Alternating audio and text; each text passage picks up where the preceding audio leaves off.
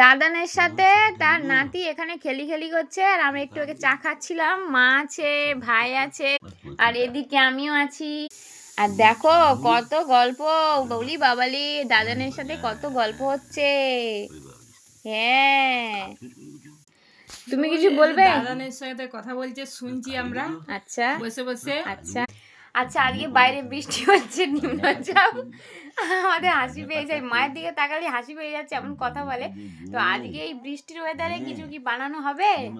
Special বানাবো একটা জিনিস, সেটা আপনাদের কাছে দেখাবো। আর এদিকে গল্প তো শেষই হচ্ছে না, তাই না পাপা? গল্প শেষ হচ্ছে না এই দাদানের সাথে। হ্যাঁ, ঠেস দিয়ে বসতে হবে, ঠেস দিয়ে বসতে হবে। এই তো এরকম করলে খুব আরাম হয়। আর তাই বাবা, এরকম করলে খুব আরাম হয় তোমার? কনকন করবে রে, হুম, কনকন করবি। হ্যাঁ।